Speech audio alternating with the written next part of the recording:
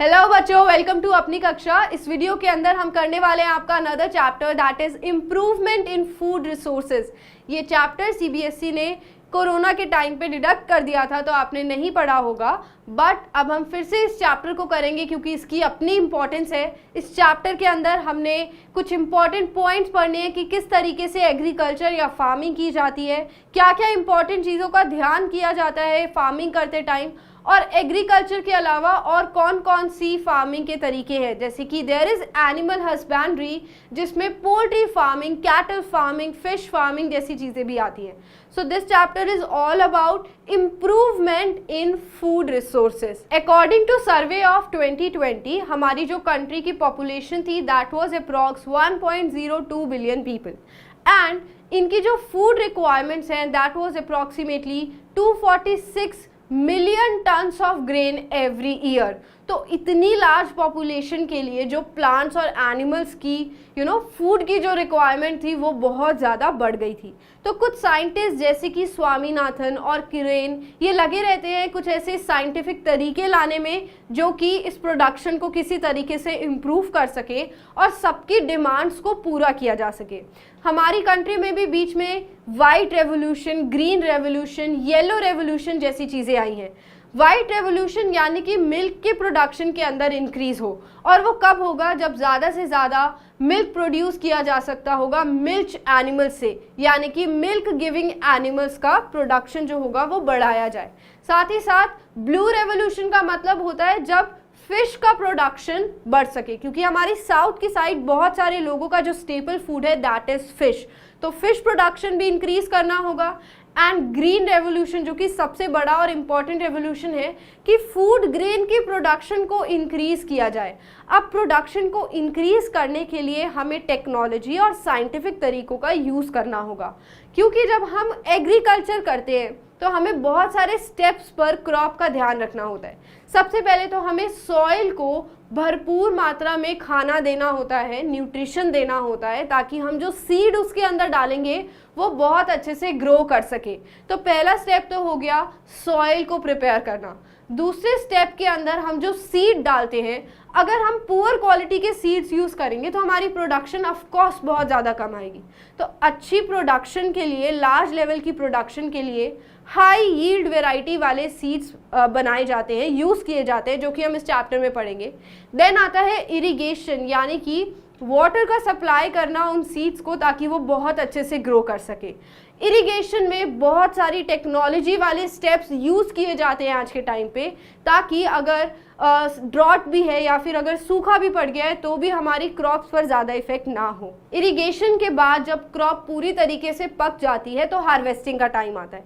उसके बाद जो नया चैलेंज आता है फार्मर्स के पास that is storage. Large amount की क्रॉप तो हमारे पास आ जाएगी, बट उसको स्टोर करना और उसको सेफ रखना जब तक वो मार्केट में नहीं पहुंचती है, ये फार्मर्स के लिए बहुत बड़ा चैलेंज है। हमें उनको फंगस, माइक्रो ऑर्गेनिजम्स और बहुत सारे पेस्ट से बचाकर रखना होता है। तो इस चैप्टर में हम ये भी पढ़ेंगे कि कौन से वो तरीके हैं जिससे हम हमारी क्रॉप की जो स्टोरेज होगी उसको प्रोटेक्ट करके रख सकते हैं। ऑल्सो वी विल लर्न कि किस तरीके से एक इंडियन ब्रीड और एक एक्सोटिक यानी कि फॉरेन ब्रीड को क्रॉस करके नई ब्रीड बनाई जा सकती है जिसमें डिजायरेबल कैरेक्टरिस्टिक्स होंगे। डिजायरेबल कैरेक्टरिस्टिक्स यानी कि वो कैरेक्टरिस्टिक्स जो हम हमारी ब्रीड के अंदर चाहते हैं, जो कि तभी पॉसिबल है जब हम इंटरब्रीडिंग करा सके। ऐसी क्वालिटीज़ के पेरेंट्स लेने होंगे जिनमें अच्छी ट्रेट्स हों, और जब हम उनकी मिक्सिंग कराएं तो वो सारे ट्रेट्स नई वाली कैटल के अंदर आ जाए। सो इस तरीके से बहुत ही इंटरेस्टिंग मेथड से हम इस चैप्टर को पढ़ने वाले हैं। Let's start with the video now. So जो इस चैप्टर का सबसे पहला टॉपिक है that is sustainable agriculture. As I told you कि क्या सिग्निफिकेंस होता है एग्रीकल्चर में नई नई टेक्निक्स लाने का, तो वहीं पर सस्टेनेबल एग्रीकल्चर क्या है जिसमें हम ऐसी फार्मिंग और क्रॉप प्रोडक्शन की टेक्निक्स यूज़ करें जो हमारी ग्रोथ को या प्रोडक्शन को बेटर बना सके। एंड उसके कौन कौन से तरीके हो सकते हैं। फर्स्ट होगा कंजर्विंग नेचुरल रिसोर्सेज, सेकेंड होगा मेंटेनिंग एनवायरमेंटल बैलेंस, और थर्ड होगा coping with changing human needs. These are the methods जिससे हम सस्टेनेबल एग्रीकल्चर कर सकते हैं, यानी कि जो अभी एग्जिस्टिंग पॉपुलेशन है, जो जनरेशन्स है अर्थ के ऊपर, वो सर्वाइव कर सके और आने वाले टाइम पे भी काफ़ी हैंडफुल रिसोर्सेज रहे आने वाली जनरेशन के लिए भी, आने वाले टाइम के लिए भी। तो ऐसे एग्रीकल्चर या प्रोसेस को बोलते हैं sustainable agriculture.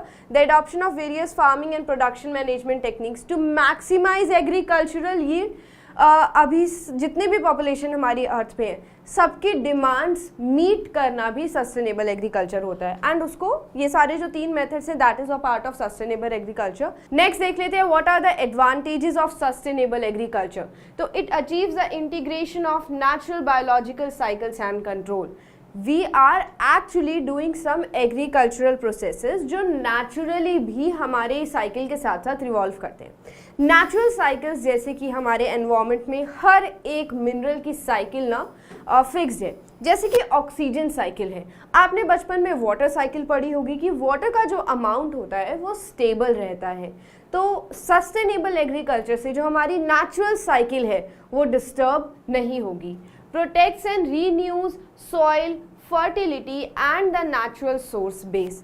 First of all soil fertility क्या होता है, या फिर जब हम बोलते हैं कि soil is fertile, actually soil के अंदर बहुत सारे न्यूट्रिएंट्स होने का मतलब क्या होगा कि सॉइल फर्टाइल है। अगर सॉइल फर्टाइल है और उसके अंदर बहुत सारे न्यूट्रिएंट्स हैं तो आप उसमें जो क्रॉप ग्रो करोगे वो बहुत अच्छे से ग्रो करेगी। सो soil is fertile. Protect sustainable agriculture के और क्या फ़ायदे होने वाले हैं? It will protect soil fertility बनी रहेगी उसके अंदर। And the natural resource base. Natural resource base का मतलब होता है हमारी अर्थ और सॉइल के अंदर अपने आप भी न्यूट्रिएंट्स जाते रहते हैं, तो वो भी उसके अंदर फिक्स रहेंगे। Optimizes the management and use of farm resources, reduces the use of non renewable resources and purchase production inputs, provides an adequate and dependable form of income, promotes opportunity in family farming and farm communities। ये सारे examples बहुत easy हैं इस chapter के according, जिससे आप समझ सकते हो कि क्या क्या एडवांटेजेस होने वाले हैं सस्टेनेबल एग्रीकल्चर के। फैमिलीज को या फार्मर्स को पर्सनल लेवल पर फ़ायदा होगा। नॉन रिन्यूएबल रिसोर्सेज जो है वो हमारी अर्थ पर कम हो जाएंगे using sustainable agriculture. Now the very first part of sustainable agriculture is organic farming. Organic मतलब which is not harmful, of course, जो बहुत नेचुरली हमारी अर्थ के और रिसोर्सेज के साथ मिक्स हो जाता है। एक ऐसा तरीका क्रॉप्स ग्रो करने का which is not polluting our environment and we are actually using natural things इस प्रोसेस के अंदर। जैसे कि आपने सुना होगा खाद के बारे में, जिसको हम मैन्योर बोलते हैं। ये तो बहुत ही नेचुरल तरीका हो गया हमारी क्रॉप्स को ग्रो कराने का। बायो फर्टिलाइजर्स या फिर बायो पेस्टिसाइड्स, आप इन टर्म्स में से ना बायो हटा दो। फर्टिलाइजर्स और पेस्टिसाइड सुना होगा, ये वो केमिकल्स होते हैं जो फील्ड के अंदर डाले जाते हैं कुछ चीज़ों की वजह से। जैसे अगर मैं पेस्टिसाइड्स की बात करूं तो अगर मैं चाहती हूँ मेरी फील्ड के अंदर कोई भी इंसेक्ट या फिर कोई और एनिमल आकर अटैक ना करे, तो मुझे पेस्टिसाइड्स डालने होंगे। ये एक तरीके के केमिकल होंगे जो बहुत इम्पॉर्टेंट है डालना, क्योंकि अदरवाइज मेरी क्रॉप जो है वो ख़राब हो जाएगी, टाइम से पहले ही उसके ऊपर कीड़े लग जाएंगे, इंसेक्ट्स आ जाएंगे। बट व्हेन वी से बायो पेस्टिसाइड्स, तो ये कंप्लीट केमिकल्स नहीं होने वाले हैं। टर्मरिक बहुत अच्छे बायो पेस्टिसाइड की तरह काम करता है। तो जब हम ऑर्गेनिक फार्मिंग की बात करते हैं ना, तब हम केमिकल्स यूज़ नहीं करते हैं, हम बायो फर्टिलाइजर्स और बायो पेस्टिसाइड्स यूज़ करते हैं, यानी कि नॉन केमिकल सब्सटेंसेस। तो ये है कुछ ऑर्गेनिक फार्मिंग के तरीके, जैसे कि एक हो गया वर्मी कंपोस्ट, जो कि हम आगे डिटेल में पढ़ेंगे। Then is green leaf manure. ये सारे वो तरीके हैं जिससे हम ऑर्गेनिक फार्मिंग कर सकते हैं। Crop rotation, biological management, animal husbandry, bio fertiliser जैसे मैंने अभी आपको बताया, एंड मैन्योर्स, ये सारे तरीके यूज़ करेंगे तब जाके वो फार्मिंग कैसी कहलाएगी? ऑर्गेनिक फार्मिंग कहलाएगी। Now what are the advantages of organic farming? Actually pollution नहीं होगा, फार्म का जो वेस्ट होगा वो रिसाइकिल हो जाएगा। फर्स्ट ऑफ ऑल अंडरस्टैंड कि फार्म वेस्ट क्या होने वाला है। किसी भी हम फार्म में जाएंगे तो वहाँ पर नेचुरल वेस्ट होगा, अगर वहाँ पे कोई डोमेस्टिक एनिमल है तो उसका वेस्ट होने वाला है। जो ऑलरेडी उसके ऊपर लीव्स या प्लांट्स ग्रो कर रहे हैं, वो जब डेड हो जाएंगे तो उनका वेस्ट भी एक तरीके से नेचुरल और गुड वेस्ट है जो सॉइल को रिसाइकिल करेगा। तो फार्म वेस्ट सॉइल के साथ मिक्स भी हो जाएगा, हमें बाहर से जाकर एक्स्ट्रा कोई केमिकल्स नहीं ऐड करने हैं अपनी फील्ड को ग्रो करने के लिए, और साथ ही साथ जो वो वेस्ट था वो रिसाइकिल हो गया, हमें उसको अलग से जाकर डिकम्पोज नहीं करना पड़ेगा। Then the foods obtained from organic farming are free from pesticides and toxic chemicals.